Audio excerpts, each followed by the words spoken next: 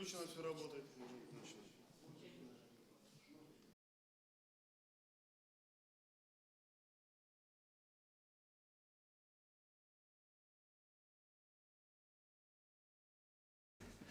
начинать. Здравствуйте, дорогие друзья. Я очень благодарен вам за то, что вы пришли пообщаться с нами, услышать наше краткое повествование о экспедиции, которую мы в этом году провели.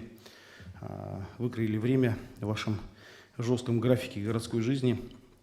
Вот мы сегодня проводим пресс-конференцию по поводу окончания очередного этапа экспедиции «Храмы Прилиния» и в целом окончания такого полевой части работы по этому проекту. «Храмы Прилиния» – это проект, который мы реализуем в городе Ленске 4 года. Задача этого проекта и вообще идея состояла в том, чтобы описать храмы, которые стояли на реке Лена, начиная от устья, начиная от верховья, заканчивая устьем. Свой путь мы начали 4 года тому назад с таких населенных пунктов, как Бирюлька и Анга, которые стоят в самых верховьях реки Лена. И за 4 года участками мы проплывали Лену, высаживались во всех населенных пунктах, где общались с людьми, опрашивали местных жителей, встречались с краеведами, посещали краеведческие музеи, собирали по крупицам в прямом смысле информацию о тех храмах, которые находились непосредственно на русле реки Лена. Храмы, которые были построены до революции, большая часть из которых сейчас утеряны, их уже сейчас нету, и те храмы, которые сейчас существуют. И в общей сложности за 4 года мы проплыли более 4500 километров. Плыли мы основную часть участка на лодках ПВХ, лодки ПВХ, катамараны. Это наше оборудование, нашей экспедиции. Часть проплыли на корабле, вот механик Кулибин, сейчас последнюю часть. И посетили около 170 населенных пунктов. Я точно не могу сейчас сказать, потому что мы только вчера вернулись, еще подсчет не провели. Опросили сотни людей, ну и собрали довольно много информации как раз о истории храмов, которые находились у нас в Прилинье. Информация в большей части своей такая эксклюзивная, она нигде не печаталась, нигде не публиковалась, нигде не была зафиксирована. Потому что, как правило, вся информация о храмах, она состоит из двух частей. Это первая часть, это дореволюционные храмы, это какие-то архивные справки о том, в каком году их построили и кто был жертвователем этого храма. И современные храмы, история которых совершенно такая коротенькая еще, свежая. Вот. И то, что как раз происходило в советские времена с храмами, это нигде не зафиксировано, ни в газетах, ни в печати. Мы опрашивали людей, что с этими храмами произошло после 17 года, как их использовали. Где-то эти храмы использовали под клубы, где-то под какие-то там хранилища для пшеницы, складские помещения и так далее. Где-то храмы еще сохранились. В некоторых населенных пунктах мы находили храмы, которые разбирали, потом собирали в других местах, именно в таком же виде, как храмы. Использовали для хознужд. Вот мы в Допарае в огороде одного мужчины нашли храм, причем большой храм, он очень удивился, что это храм, использовал как складское помещение. Ну и в некоторых других населенных пунктах мы точно так же находили вот эти вот здания храмов, которые еще, кстати, неплохо сохранились, их можно было использовать как какие-то музейные здания, перевести в город Якутск, допустим, потому что там сохранность неплохая у некоторых деревянных конструкций.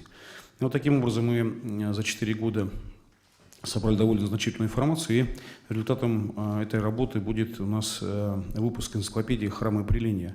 Мы опишем всю нашу работу подробно, по каждому храму, по каждому населенному пункту будет там статья, справочный материал. Я думаю, что эта книжка будет интересна для краеведов и любителей истории Восточной Сибири. Вот. Другой задачей нашей являлась такой своеобразный крестный ход. Мы в селе Анга, месте, где родился и вырос самый знаменитый из людей, родившихся на Лене, святитель Иннокентий Московский. Вот в этой деревне мы посетили федеральный музей, там сохранилась изба, в которой он родился. Мы с детьми посетили этот федеральный музей, вот эту избу, где он вырос. И осветили там икону Иннокентия Московского, и с этой иконой мы плыли весь свой путь.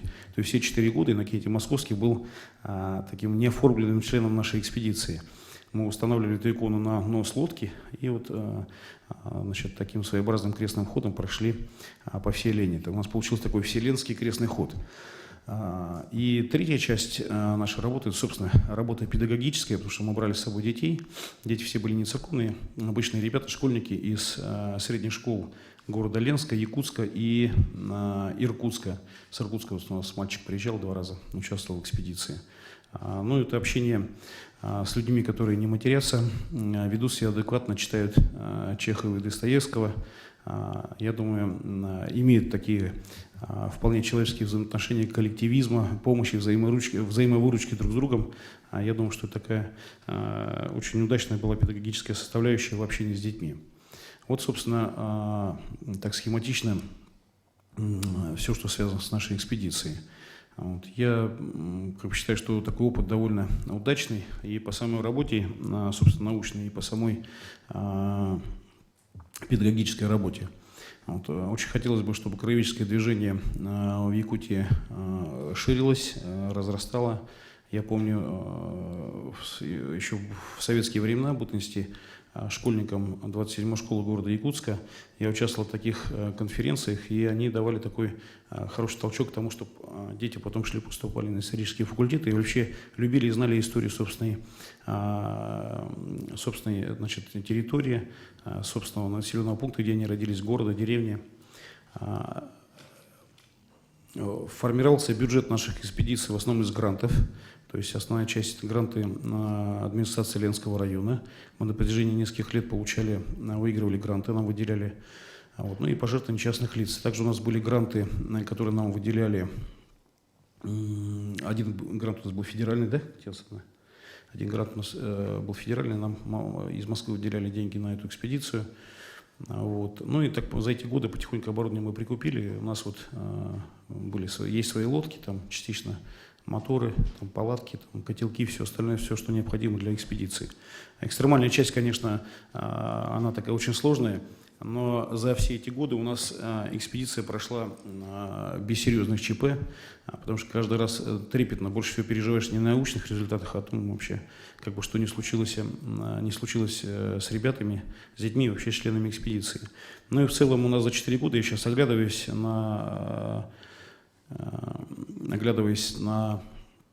назад, я, конечно, удивляюсь, насколько у нас все это гладко прошло. Мы по всей Лене прокатились, знаете, как сыр по маслу, потому что у нас не было ни одного серьезного ЧП, несмотря на то, что мы встречались с дикими зверями, были непонятные там пьяные люди в деревнях, которые могли быть опасны вообще. Там были шторма, были грузы там, и так далее, насекомые всякие, типа там клещей. Вот. Но у нас не было ни одного серьезного ЧП за 4 года, и слава богу. Мы были, знаете, по таким покровам святителя Иннокентия Московского. Мы все время, конечно, служили молебны Иннокентию Московскому, молитвы ему читали во время всего пути. Другой составляющей организационной нашей работы это было у нас такая опека нашей экспедиции со стороны Русского географического общества, якутского филиала, руководство местного якутского филиала Русского географического общества, потому что встречалась масса проблем, связанных там с получением где-то возможности купить бензин в дороге, продуктов добыть, где-то переночевать в административных помещениях. Допустим, попали под двухдневный дождь, сильно вымокли, нужно было где-то переночевать. В деревне приезжаешь, глава администрации дает тебе возможность переночевать в школе, высушиться, как раз потому что мы не просто люди были с улицы, а как раз действовали под эгидой Якутского отделения Русского географического общества. И что было приятно, как раз такой бренд Русского географического общества в республике очень хорошо везде реагирует, руководители очень хорошо реагируют, так с пониманием к этому относятся, потому что ведь многие серьезные руководители, что скрывать, смотрят на нашу затею, как такое, на баловство, там пошли с детьми немножко там в лесу отдохнуть. Вот, поэтому организационной частью, серьезной организационной частью это была как раз помощь Русского географического общества. Вот. Также с большим сочувствием к нам отнеслись и организация ЛОРП, Ленское бассейновое управление, Ленатурфлот, ну и ряд других организаций, частных лиц, которые помогали организационно, кто-то финансово помогал нам. Министерство, ведомства, все так вот как бы относились к этому очень так трепетно. Ну и слава богу, вот мы сейчас закончили, собственно, полевую часть экспедиции и будем сидеть в ближайший год писать, собственно, вот эту вот энциклопедию, составлять, фотографии собирать, уточнять данные, согласовывать с местными жителями, потому что все материалы будут рассылаться по тем местам, где мы эти данные собирали. Из впечатлений, которые вот мы вынесли из этой поездки, у нас в Якутии, конечно, жизнь малых поселений, деревень лучше, чем в Иркутской области. Это заметно. Просто пересекаешь границу республики и сразу видишь, что наши деревни живут лучше. Лучше в том плане, в смысле финансирования лучше. Школы хорошие строятся, какие-то другие социальные объекты строятся. Все-таки как-то пытаются у нас организовать жизнь села. Как-то жизнь теплится в наших селах, слава богу. А в Иркутской области там, конечно, зрелище там, печальное поление, там огромное количество деревень, которые чахнут, умирают. Несмотря на то, что места замечательные, чудные, красивые, и уже были освоены уже как несколько столетий, тем не менее, вот, сейчас почему-то они не вписываются в нашу современную экономическую жизнь. Те села, люди разъезжаются, работы нету. И вы знаете, так иногда страшно смотреть, когда тайга в прямом смысле поглощает и съедает вот эти вот деревни, в которых столетиями жили люди, от них уже ничего не остается. Сгорают дома старинные. Огромное количество, знаете, домов и памятники архитектуры, можно сказать, вот крестьянской жизни остались на Лене, еще не тронутые. Есть деревни брошенные, в которых можно просто заезжать, киностудии, снимать какие-то сказки в стиле, значит, режиссера Роу, из русской старины, резьба, там, амбары двухэтажные, потрясающе красивые вещи. Один из самых таких потрясающих моментов страшных у нас был, когда мы посетили одну из деревень, которую недавно бросили, и там стояла библиотека большая вот, сельская библиотека, брошенная с книгами. Часть книг валялись. Вот. Это было такое зрелище, какой-то такой, знаете, прямо холод по сердцу. Мы ходили по этой библиотеке, там кто смог выбрать себе по одной-две книжки взяли, потому что мы плыли на лодках, много не возьмешь, что если бы не была баржа, я бы всю библиотеку, конечно, забрал бы. Но, к сожалению, такие печальные реальности нашей жизни. Ну и финалом у нас был поселок Тикси, из которого мы вчера только буквально прилетели всей своей группой. Но я хотел бы предоставить слово моим коллегам, спутникам. Татьяна Александровна Максимова, это мой главный помощник, заместитель руководителя проекта, учитель русского языка и литературы средней школы номер 1 города Ленска. Я вам слово предоставляю. Спасибо, отец Анатолий. Здравствуйте, уважаемые участники пресс-конференции. Вот последняя запись в моем полевом дневнике, 23.07, вторник, мы в Якутске. Все идет по графику, это самое главное. Все идет по плану, по графику. На самом деле, вот последние 2 года мы плыли по Лене, по Якутии, удивлялись необычайной, просто удивительной, сказочной красотой нашей Якутии. И если вот коротко тоже об итогах этого 4-летнего проекта, вот в 2018 году мы плыли из Ленска до Якутска. Из 36 храмов 29 было дореволюционных, но остальные современные построены, 29 дореволюционных.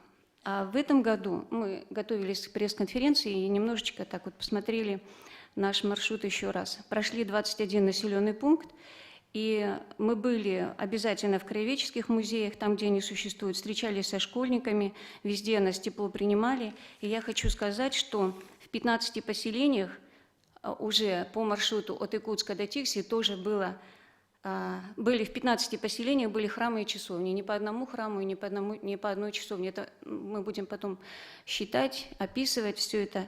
И меня поразила мысль, что Якутия наша православная, дореволюционная, православная вся, без исключений. Были в Сиктяхе и Кусюре, в Сиктяхе нам женщины, но обычно к теплоходу мы плыли уже на теплоходе «Механик Кулибин», этот маршрут от Жиганска до Тикси.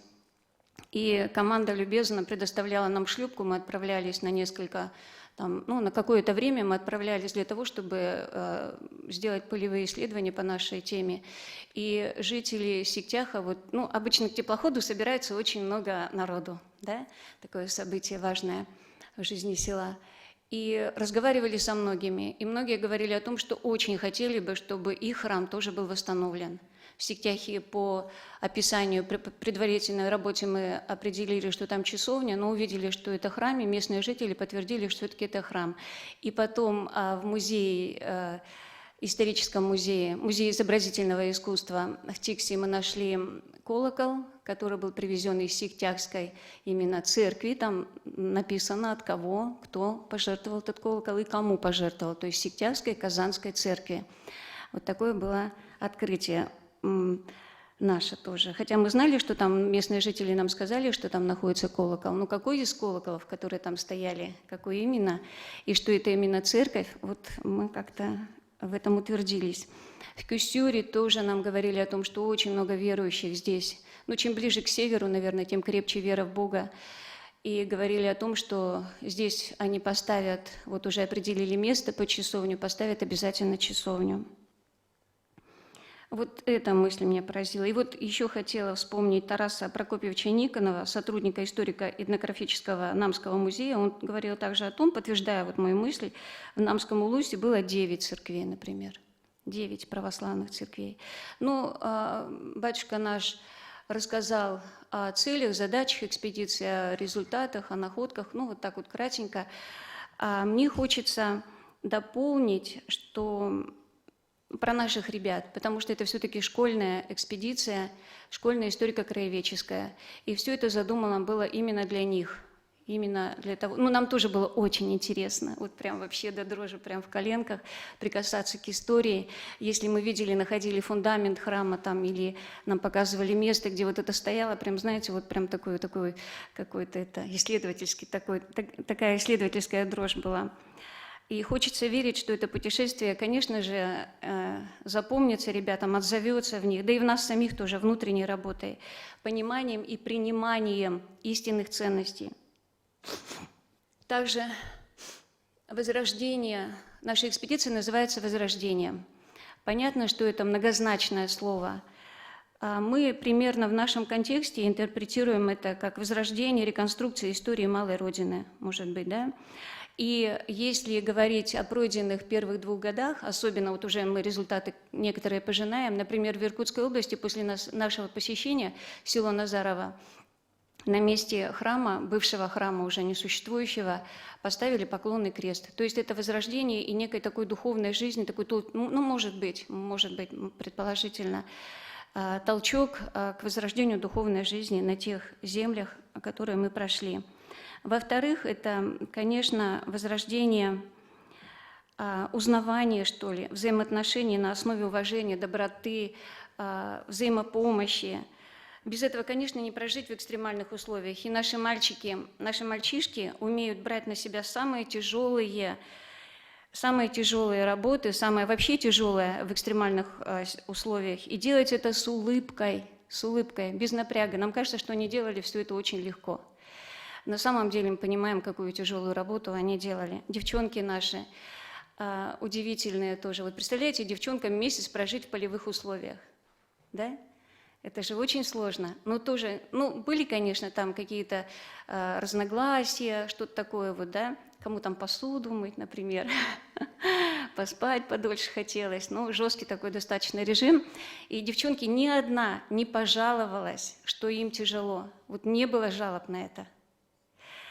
Взрослые наши удивительные тоже, конечно. Наша команда просто удивительная такая организаторская команда. Наши рулевые, опытные. Ну, можно было, говорят, мореходы, но мы по реке шли, поэтому рекоходы, наверное. Очень опытные, находили выход из любой сложной такой вот ситуации, которая возникала в походе и с палаткой, и с лодками, и, может быть, где-то по реке. Были такие ситуации. Ну вот, слава Богу, все закончилось хорошо, благодаря вот слаженности, сплоченности, дружной команде. И третье значение возрождения, мне кажется, ну это мои размышления, может быть, кто-то дополнит еще какие-то значения слова возрождение. Это внутреннее личное такое возрождение, которое определяет честную самооценку. Честную самооценку. Вот, и заканчивая этот 4-летний проект, испытываешь некую грусть такую, ну хотя впереди очень много еще работы. Батюшка говорил о том, что по результатам каждого года полевых исследований у нас создается школьный проект. Затем наша задача усложняется тем в этом году, что мы должны собрать результаты всех 4 лет нашего проекта, объединить их в общее. И глобальная цель тоже батюшкой поставлена – это создание энциклопедии храма Приления. Ну, вот, и вот это то, что я хотела сказать сегодня. Спасибо. Ну, я в продолжение рассказа Татьяны Александровны хотел показать вам такой журнал.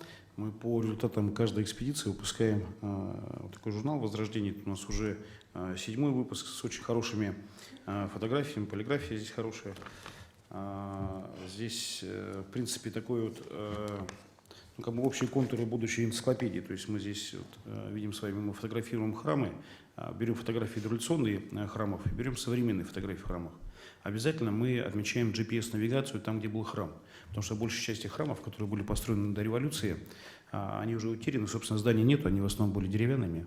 Для чего нам знать GPS-навигации, где были храмы? Во-первых, у нас храмы были таким очень важным местом жизни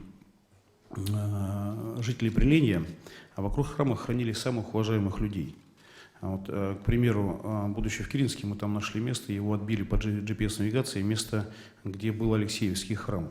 По летописям нам известно, что возле этого храма за правым клиросом был похоронен старец Ермоген в 17 веке. А старец Ермоген был духовником, ну, по крайней мере, близким человеком к Ерофею Хабарову. Вот если Ерофеев Хабаров все-таки был похоронен в Киринске, а не в Братске, то он, ну, с вероятностью 90% был похоронен рядом со своим духовником, старцем Ермогеном. И вот завтра, если когда-то какую-то могилу откопают, когда будут какие-то работы строительные делать в том же самом Киринске, мы, по крайней мере, там, через 10 или через 20 лет можем будет знать, что здесь был когда-то Алексеевский храм. И как-то исторически привязать всю эту историю, сложить ее, в общем, в какое-то общее целое. Вот. Ну, так, мне кажется, достаточно важно это. И вот такой журнал у нас будет еще выпущен по результатам нашей экспедиции 2019 года. По результатам нашей работы мы как-то вот такие вот сторонние материалы тоже собираем, сталкиваемся. Мы издали уже 2 книжки, вот я одну с собой взял, вторую книжку, к сожалению, в Якутске ее нету. Это поездка пресвященного епископа Евгения в Киринский уезд в июне-июле месяцах 2013 года. Это замечательный источник по истории Якутии, вообще Восточной Сибири. Владыка Евгений в 1913 году проплыл от истоков Лены до современной границы с Алюкинским районом. Последний населенный пункт был Русская Жерба. Сейчас этой деревни, к сожалению, нету. Здесь более 100 фотографий, в том числе наших якутских деревень, описание, как его встречали местные жители, в том числе и венки, и якуты, встречали, как он с ними общался. Есть зарисовки нрава, быта, ну, каких-то моментов в поведении, жизни людей начала 20 века. Тут очень интересная книжка, которую мы издали несколько лет тому назад, тиражом 1000 экземпляров. Это как раз тоже было связано с нашей работой экспедиционной. Также нами была издана книжка, 2 работы митрополита Нестора Анисимова, он сам был историк.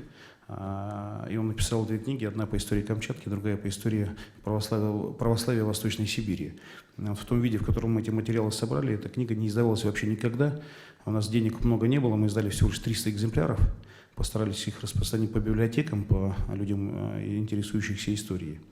Вот. И так у нас в планах не только энциклопедия храма Приления, но в ближайшие годы, может быть, получится издать еще 2 книги, связанных с историей Якутии,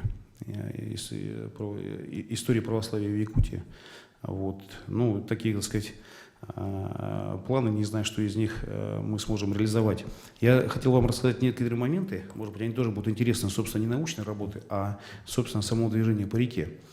Может быть, кто-то из вас, если потом будет собираться в такие экспедиции, наш опыт учтет, потому что движение большой группой с детьми по реке, по лени, ну, в верховьях там самое опасное – это медведь и клещ, а здесь уже вода самая опасная, потому что, особенно там уже в низовьях Лены, шторма, ветер порывистый очень сильный, погода меняется в день по несколько раз очень резко. Вот такой центральной, на центральной линии и верхней линии такого нет. Довольно опасно. Вот, мы старались двигаться каботажно вдоль берега, то есть не отходя.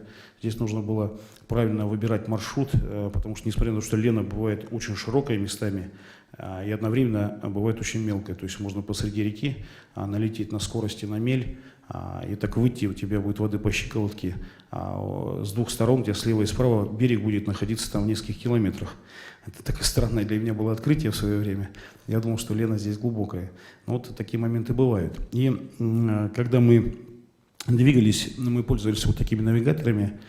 Ну, из хороших навигаторов, это, наверное, самый дешевый, Garmin 64.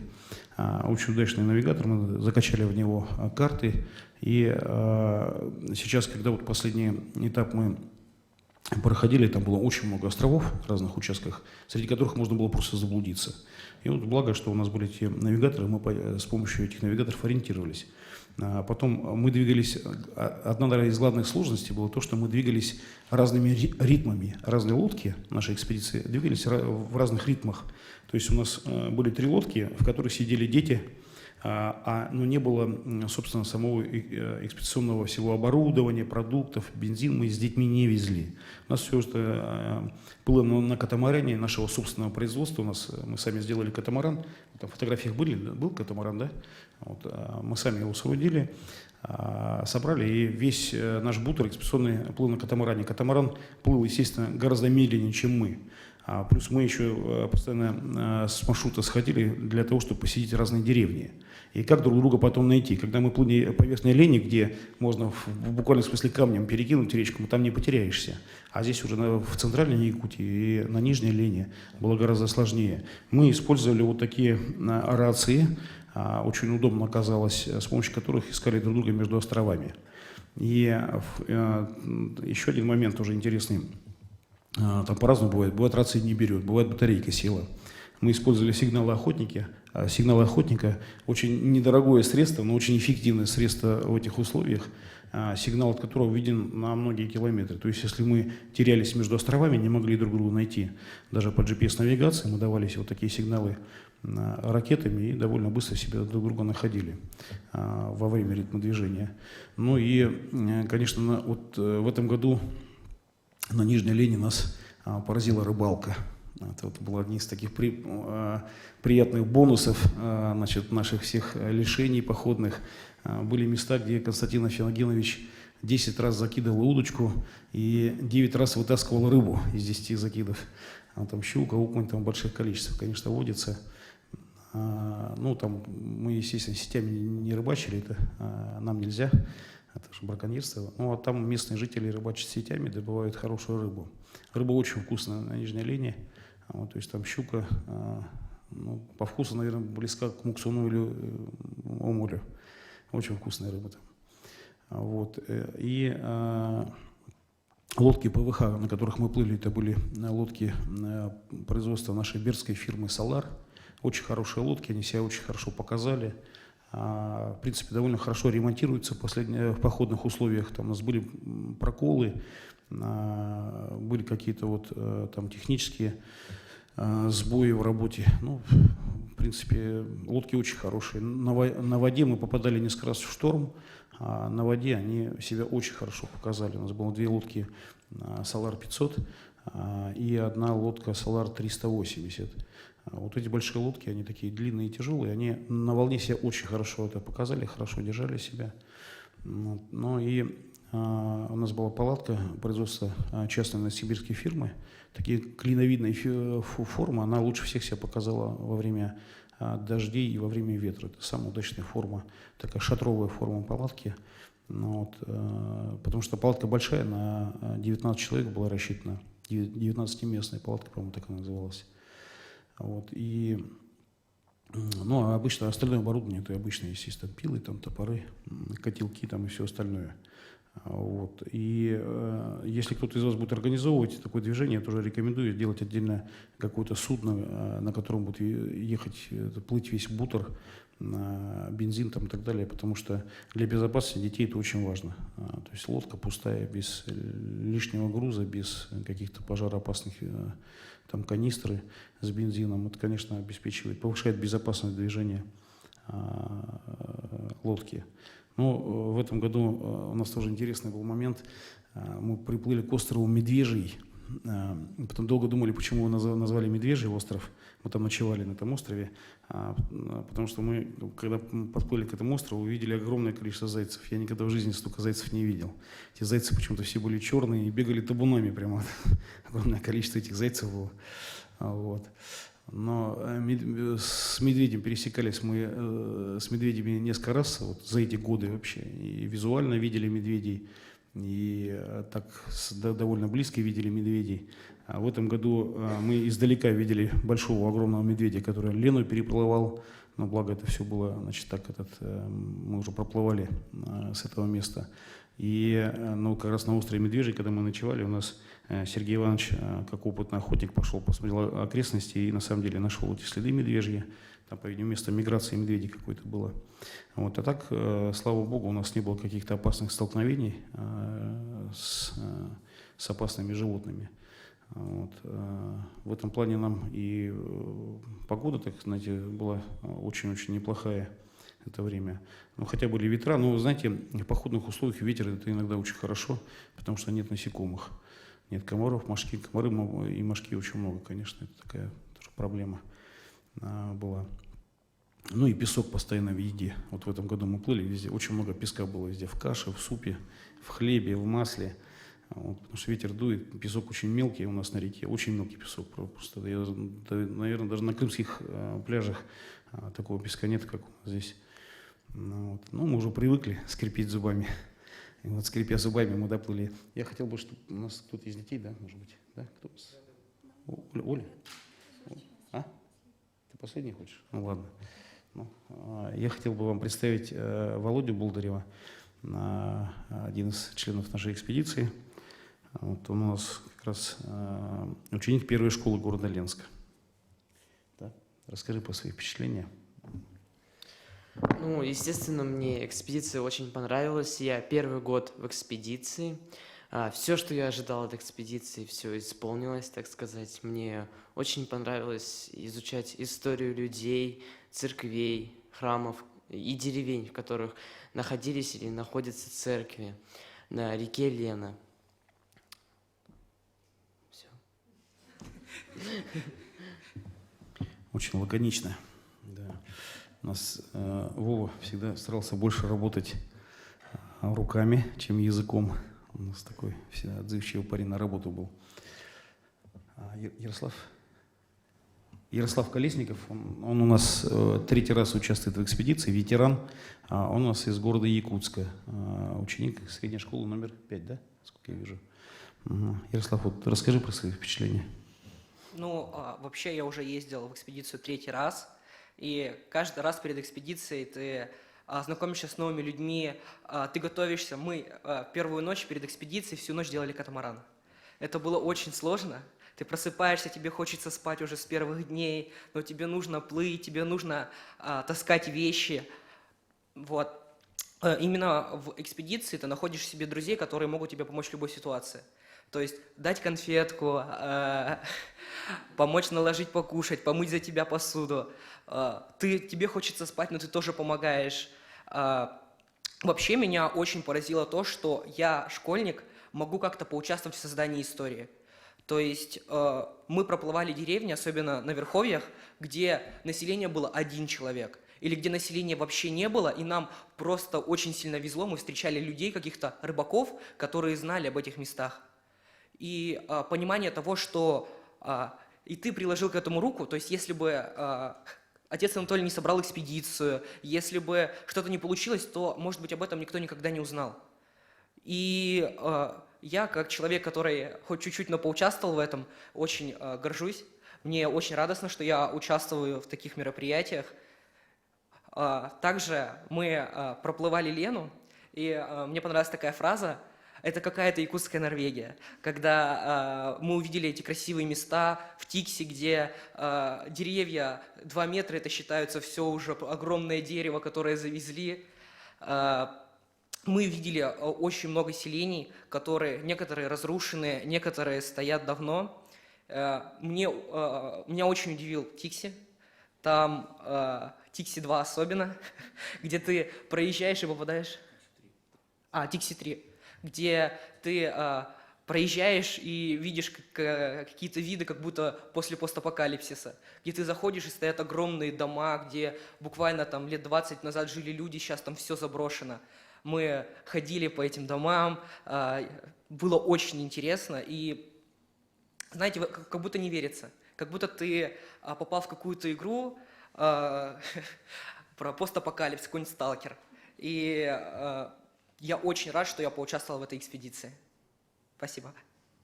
Ярик забыл добавить, что мы купались в Тикси в море Лаптевых, практически в океане. Мы тоже отдыхали на Он море. 2 заходил, самый смелый.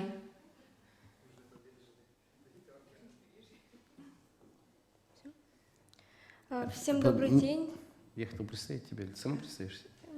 Да. Это Оля Дружинина, тоже наша ленчанка, она учится в средней школе номер 4 города Ленска.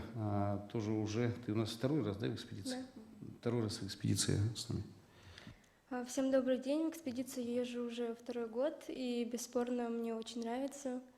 Мне нравится знакомиться с новыми людьми, нравится посещать новые храмы, поселки. Больше всего мне понравился храм в Жиганске, построенный в честь Николая Чудотворца. Он по-особенному отличился своим иконостасом работы местного мастера Фадея Сергеевича Кислача. Вечерами у нас часто проводились конкурсы эссе, темы которых взяты из Евангелия. И рассуждая сам на такие темы, ты понимаешь, что насколько крепнет твоя вера в Бога. И понимаешь, что Евангелие — это и есть твой навигатор в жизни. Также у нас практически каждый день проводились молебны перед отправкой, на которых мы вместе молились Богу. И читали молебны святителю Иннокентию Московскому. Экспедиция очень сильно сближает с Богом, что для меня очень важно. Тикси мне запомнится прохладной погодой и очень веселым, добрым батюшкой, отцом Иосафом. Мне очень сильно понравилось в экспедиции, как я уже повторилась, 2-й год. Я очень благодарна организаторам, прям вообще очень нравится. Все. Спасибо большое. Да, но на самом деле Оля здесь немножко ошиблась. В Тикси была не холодная погода, а очень теплая. Когда мы приехали в Тикси и спустились с корабля, все одели куртки теплые, по несколько свитеров, и я спросил тому человеку, который нас встречал, Тимофея, я говорю: у вас всегда такая погода летом? Он говорит: ой, вы что, уже 2 дня как тепло. Мы поняли, что мы попали, кажется, в хорошую погоду, потому что не было снега, не было ветра сильного там, и так далее. И в Тикси у нас действительно, я, знаете, хотел поблагодарить вообще еще, вот пока мы разговариваем, владыку Романа персонально, лично, и вообще всех священников, всех прихожан нашей епархии, которые нас встречали по дороге, потому что и кормили, и поили, и помогали организационно. И мы ночевали там в церковно-приходских домах где-то, когда вот в населенных пунктах были, где были общины церковные. Общины церковные небольшие, но есть очень дружные общины. В Тикси нас вот сейчас провожал замечательный священник, встречал и потом провожал отец Иосаф. Он сам из Белгорода, миссионер, потому что в Тикси, конечно, жить женатому священнику очень сложно с детьми, потому что там приход небольшой и климатические условия тяжелые. И мы с большим удовольствием с ним пообщались, он человек интересный очень. Историк по образованию, закончил ИСФАК и долгое время работал директором школы. Сам учитель, педагог, и, как ни странно, его способности, он талантливый человек в общении с детьми, я со стороны смотрел, как ни странно, в Тикси почему-то его способности не задействованы. Может быть, там большое изобилие педагогов талантливых, не знаю, но вот в школу он, к сожалению, не ходит, говорит, меня в школе там не очень принимают. Это было очень странно, потому что он такой человек очень начитанный, обладающий таким очень живым, ярким умом, с хорошим чувством юмора. Хотелось бы, конечно, чтобы школьные структуры, управление образования в городе Тикси больше внимания обращали на то, чтобы вот можно было общаться с такими людьми, как-то включать их в процесс воспитания, нравственного воспитания подрастающего поколения, потому что в Тикси, конечно, изобилие пьющих людей, конечно, огромно на улице, когда ходишь, там, это, конечно, такие печальные реалии, значит, вот, нашей жизни современной. Вот. И у нас, что еще-то вне самой экспедиции, вот меня поразило, когда я узнал, что в Жиганске водка стоит 1000-1200 рублей. Я был, конечно, потрясен, что вот люди находят средства для того, чтобы покупать спиртное вот за такие деньги, при всем при том, что там с работой как, не очень, может, хорошо в этом поселке. Но некоторые поселки были, вот мы в Кюсюр приехали, я там поразился, насколько там все-таки живая жизнь в Кюсюре была. Молодежь играет в волейбол, количество квадроциклов на берегу, которые подъехали к кораблю, было просто потрясающе, столько квадроциклов не видел. Лодки, моторы, люди такие как бы вот ухоженные все. Видно, что у людей есть работа, и они живут какой-то такой более-менее полноценной жизнью, хотя находятся в таком отдалении, отрыве вообще от центров цивилизации. Вот. И дай бог, чтобы вот эти вот малые населенные пункты развивались, потому что в деревнях все-таки живут хорошие люди, они менее испорчены интернетом, потому что отсутствие интернета, я вначале как-то пропустил это, хотел на это внимание тоже обратить, отсутствие интернета в течение месяца для детей, мне кажется, очень благотворно сказывается вообще на их состоянии, и психологическом, и духовно-нравственном. Но зависимость, конечно, такая сильная, что приезжая в любой населенный пункт, ты вдруг видишь, что ты всех теряешь, потому что каждый сидит со своим телефоном, вот сразу WhatsApp, там все остальное.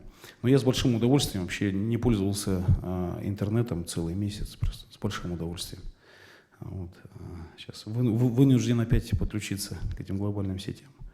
Вот. Я смотрю, у нас время уже подходит к концу, да?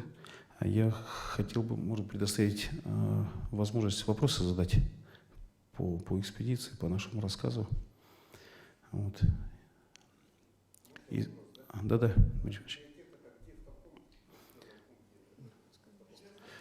это Иркутская область, вы помните? Вы не помните населенный пункт? Не помните населенный пункт? Не в Якутии. Не в Якутии, да, это Иркутская область была. Угу. Я сейчас просто на память боюсь соврать, потому что я не помню население.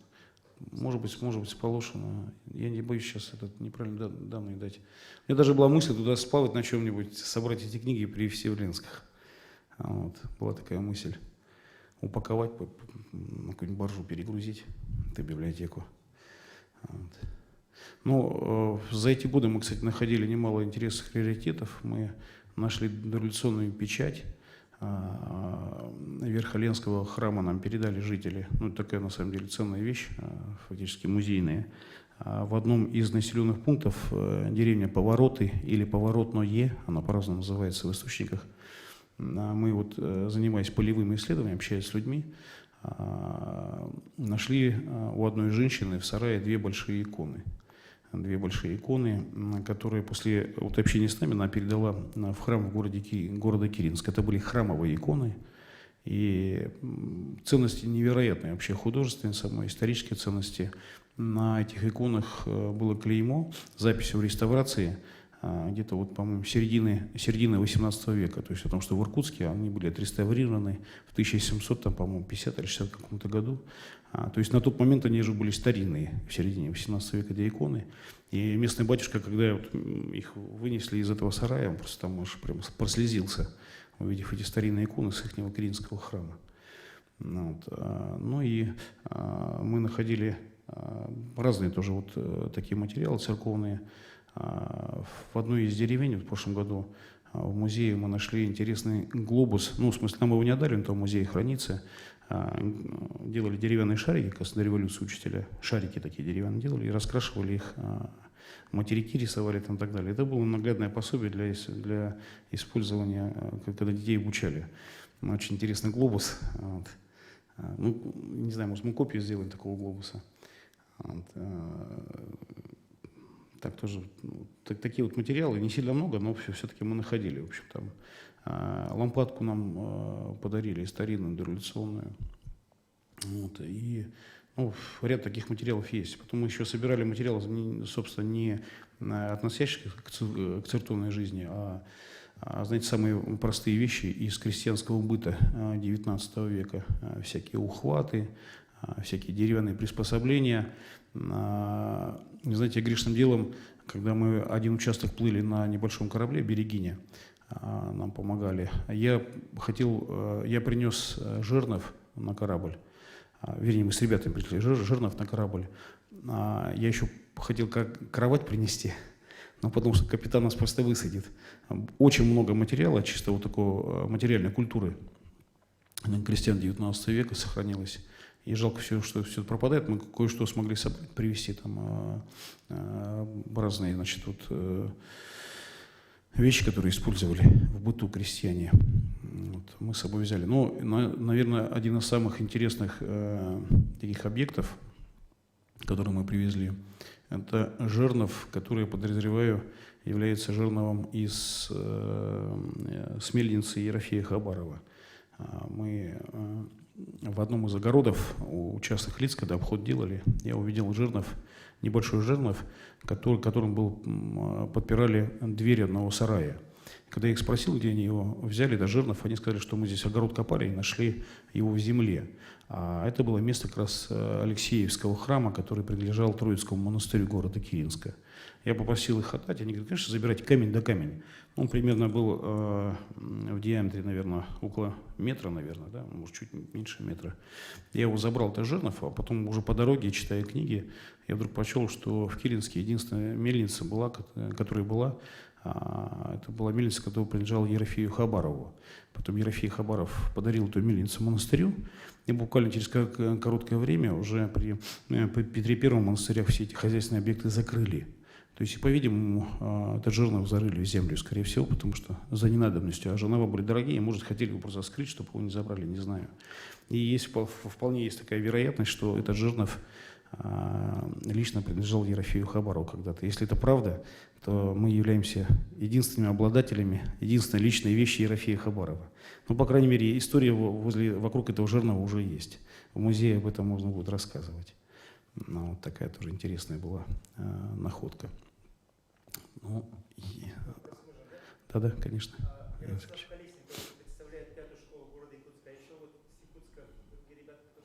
Да, в прошлом году с нами тоже ездил мальчик из города Якутска, да. Но он должен был поехать, он в последний момент заболел просто. Просто заболел, 10-й член экспедиции из детей.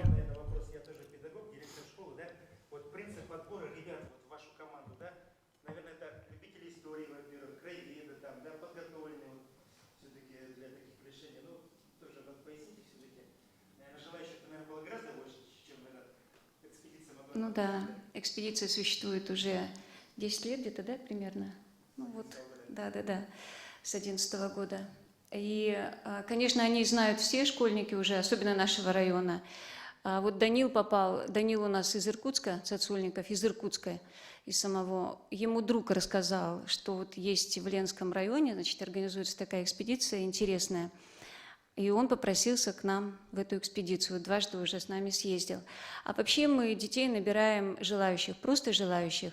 То есть у нас нет клуба любителей истории, но мы как-то обсуждали этот вопрос. Может быть, действительно возить детей заинтересованных, которые любят историю, которые хотели бы быть в будущем историками. Но пока не видим в этом надобности, потому что нам важнее отобрать детей, которые просто желают ехать в экспедицию. Некоторым родители рекомендовали поехать. Ну, тут батюшка, тут другие отношения, нет интернета, как-то оторвать ребенка от этой городской жизни, которая, ни о чем, кроме магазинов, в принципе. Ну вот по желанию, да. Основной принцип – это по желанию. Это любые дети, это не церковные дети, это не дети воскресной школы нашей. Мы даже стараемся их как-то не брать. Вот Олечка у нас из воскресной школы нашей, наш тоже давний друг, а остальные дети так. Мгм. Ну, я еще... Да-да. Ну, я могу после вас. Нет, я просто хотел дополнить буквально одну секунду. Дело в том, что была, конечно, мечта такая организовать клуб для детей, которые интересуются историей, но для этого нужно очень много времени. То есть вот мне, допустим, все упирается как раз в лидере того человека, кто будет этот клуб вести. А лично я физически сам не могу, потому что вот, все-таки вот, настоятельство, там, руководство благочинием как бы, занимает огромное количество времени. Здесь все во время упирается. Я так с удовольствием все бы бросил, и такой клуб вел бы в школе. Да, была бы такая возможность. Находок очень много мы привозим из каждой экспедиции, очень много. Таких, которые на самом деле имеют важное историческое значение, артефакты замечательные. И даже мы обрабатывать не успеваем. Не успеваем. Поэтому, конечно, клуб нужен, но батюшка прав. Нужен человек, организатор. Бог даст, может, получится когда-то. А вот мужчина хотел... Я представлюсь, я генеральный директор Сахамедиа и член попечительского совета Якутского отделения Русского географического общества.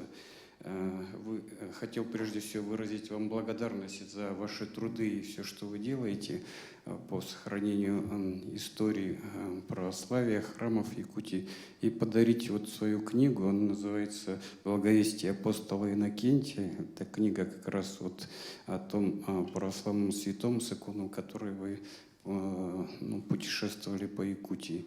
Вот. И еще я сделал такой документальный фильм на основе этой книги. Книга, она необычная, это пьеса в стихах. Я ее еще как бы озвучу. Если вам будет интересно, я вам отправлю и тоже вам подарю, чтобы вы как-то там детей показали, как может представить историю православия Якутии в нескольких других форматах. Спасибо. Спасибо вам большое.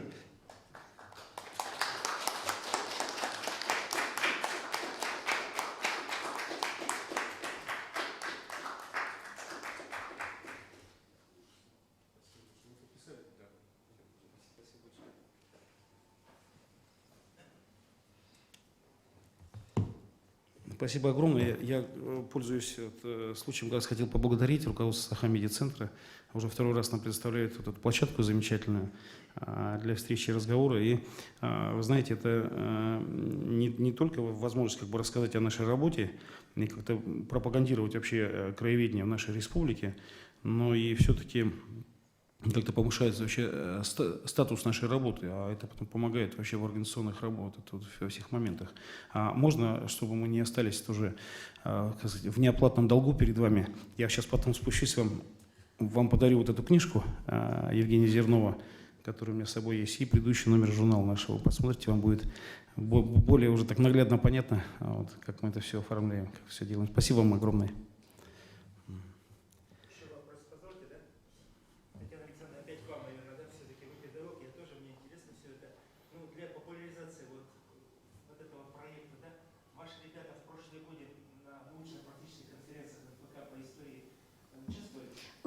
Да. Да, выходим каждый год. А вот знаете, вот такая метаморфоза происходит. Вот первые годы, когда мы выступали, это однозначно были первые места. Это и нормально, потому что это полевые исследования, это живая история, да, это экспедиция. И на региональном уровне, на республиканском уровне у нас было вторые места. Первых не было ни разу на республиканском уровне, но всегда были путевки на всероссийский этап «Шаг в будущее». Мы вот в этой конференции участвуем. Да. И в Санкт-Петербурге, открою себе ученого, у нас было второе место. А в Ярославле на краеведческой общероссийской конференции, как раз тоже вот заключительный этап «Шага в будущее», у нас было второе место. Первое место никому не присуждали. Вот наше было второе место такое. Почему говорю о метаморфозе? Потому что в прошлом году, получив путевку на республику, на «Шаг в будущее», наша работа не заняла никакого места. Может быть, какого-то интереса, может быть, не было к нашей работе. То есть это следующий этап в развитии был, но он как-то остался незамеченный на уровне республики. Но, тем не менее, мы выступали, затем сами отправляли работы свои на республиканскую краеведческую конференцию, проходили, заняли там 2-е место, и Вятку мы отправляли. Вятку тоже, это международная была, с международным участием конференция была студентов и школьников, мы там заняли тоже вот 3-е место. Вот это последний год, я результаты говорю, последнего года. Я хотел Татьяна Александровна, добавить, я, в принципе, сильно не переживал по поводу того, что мы в прошлом году не задели никаких мест, потому что, ну, тоже немножко полезно, когда приземляют, потому что, на самом деле, нашу работу отметили неоднократно.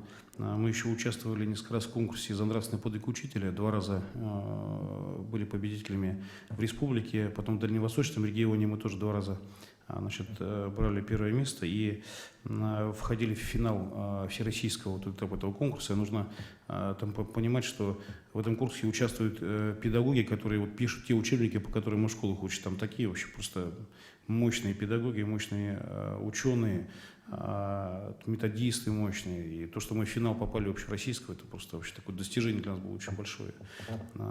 С нашей, ну, как я считаю, там довольно простой работой. И в прошлом году мы получили гран-при на кинофестивале документального кино в Якутске. Наш фильм, который мы сняли на телефоны, на фотоаппараты, сами смонтировали у себя на приходе, озвучку сами сделали. Это была одна из экспедиций у нас по Ленскому району в 1913 году. В 2013 году мы плавали вместе с русской жербой, там тоже делали полевые исследования. Вот, мы его смонтировали, этот фильм, и мне наши девушки на приходе говорят, давайте отправим на кинофестиваль. Мы отправили, и нам неожиданно дали гран-при. Фильм называется «Русская жерба», он есть в Ютубе, его можно посмотреть 20 минут.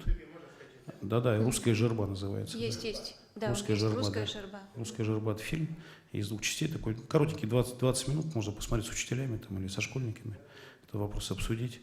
Ну, вот, у нас был такой выдающий человек, Евгений Зернов, как-то у нас не замечен в нашей истории, потому что это был один из самых близких подвижников патриарха Тихона в начале 20 века. Про него отдельно очень много рассказывать, у нас осталось буквально 2 минуты. Я, пользуясь возможностью, хотел поблагодарить всех участников нашей экспедиции, тех, кто со мной ездил, многие годы работал, в первую очередь Татьяну Александровну Максимову, такой человек, без которого бы ничего этого не получилось бы. Вот я хотел поблагодарить Елену Сергеевну Платонову, она у нас очень скромно сидит в конце, на последнем ряду. Это человек, подавляющее большинство фотографий, я неправильно сказал, большая часть фотографий в этих журналах это Ленины фотографии. Она очень талантливый человек, он очень хорошо пишет дневники свои, верстка этих журналов. Журналы очень хорошие на самом деле. Верстка этих журналов, книг, этих, которых мы издаем, это все Ленина работа. Батюшка называет ее секретный участник нашей экспедиции, потому что она фотографирует, на фотографиях ее нигде нет. Да. Я хотел поблагодарить наших мужчин, наших рулевых, которые эти годы в экспедициях силы свои, время свои тратили на наш проект. У нас мужчины все замечательные, все очень опытные таежники.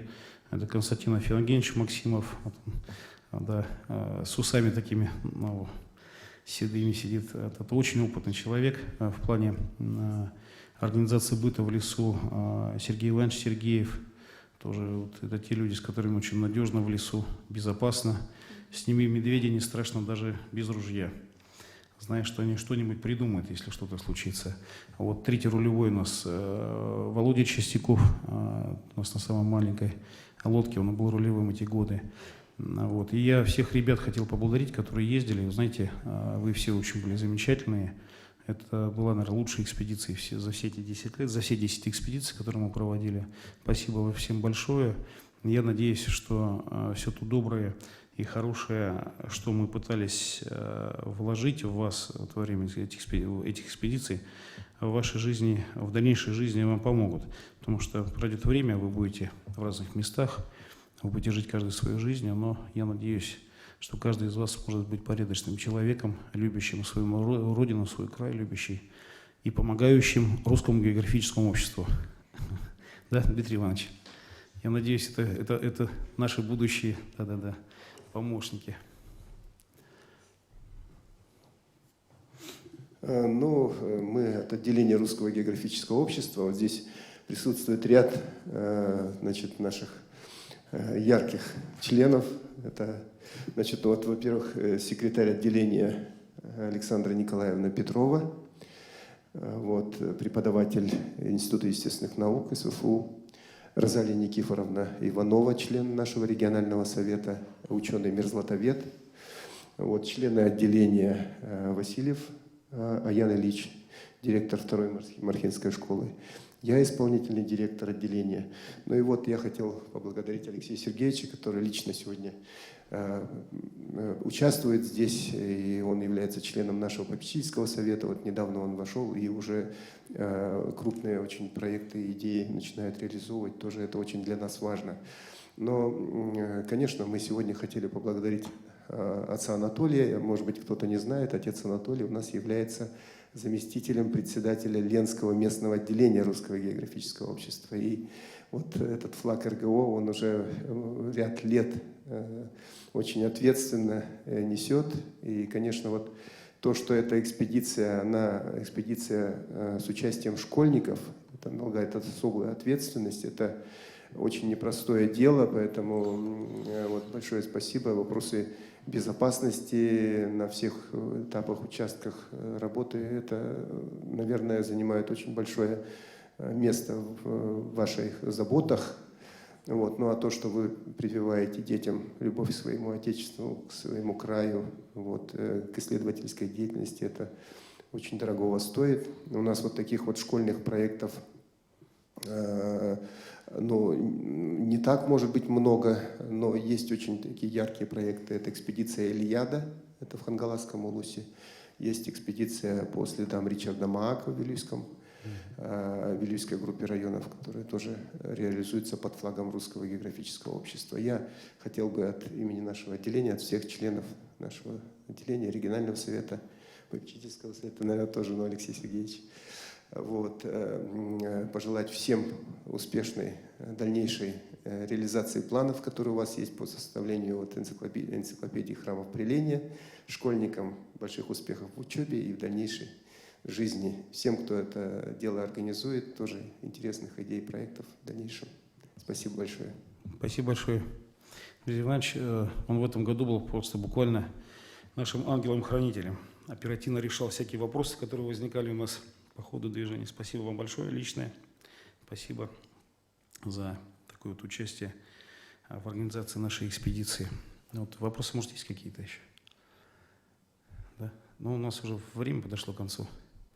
Алексей Сергеевич, но времени много, да? Но было бы очень уместно, конечно, сделать общее фото. Как вы на это смотрите, да? Да? Ага, ну, спасибо всем большое. Да, давай. Спасибо всем большое.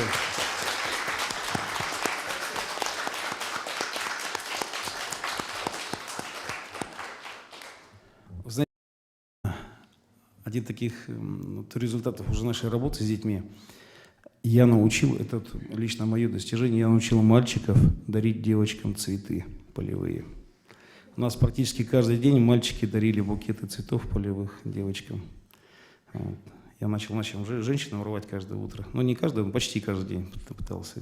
И потом мальчики сами, без всякого напоминания, представляете, в ТИКСе, везде, вот они обрывали, значит, у нас растительность и дарили эти букеты девочкам. Так что так держать. Спасибо.